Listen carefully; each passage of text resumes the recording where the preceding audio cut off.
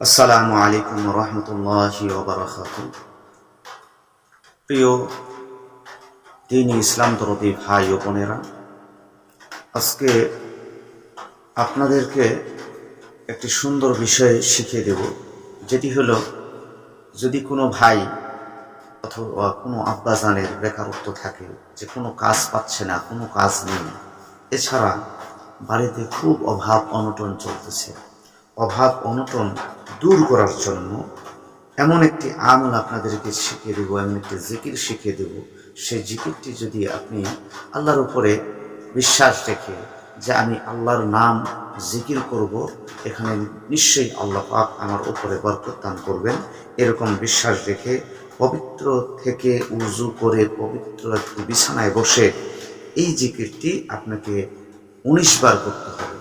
১৯ বার এই জিকিরটি করবেন। প্রথমে একবার মাত্র বিসমিল্লাহির রহমানির রহিম বলবেন, তারপরে বলবেন ইয়া লাতিফু, ইয়া লাতিফু। এই জিকিরটি ১৯ বার করবেন। এই জিকিরটি ১৯ বার করার পরে এরপরে পরবর্তীতে ৭ দিন একটা দোয়া রয়েছে, যে দোয়াটি আপনি ৭ দিন, অথবা সব থেকে উত্তম হবে আপনি যদি ২১ দিন এই আমলটি করতে পারেন। মাত্র একবার করে প্রতিদিন করতে হবে। এই দোয়াটি যদি মাত্র আপনি একবার করে করতে পারেন, আপনার দরিদ্রতা দূর হবে ইনশাআল্লাহ। আপনার ঘরের মধ্যে রহমত আসতে থাকবে, বরকত আসতে থাকবে, আপনি ধনী হয়ে যাবেন।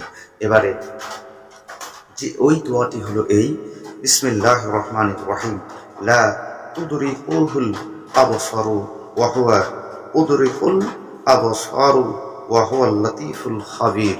এই দোয়াটি আপনি মাত্র একবার করবেন। এইভাবে যদি ২১ দিন আপনি করতে পারেন, ইনশাআল্লাহ আল্লাহ পাকের দরবারে যদি আপনার এই আমল, এই জিকির কবুল হয়ে যায়, আপনার বাড়িতে অভাব অনটন থাকবে না এবং আপনার বেকারত্ব দূর হয়ে যাবে। অবশ্যই একবার এই আমলটি করে আপনি পরীক্ষা করতে পারেন।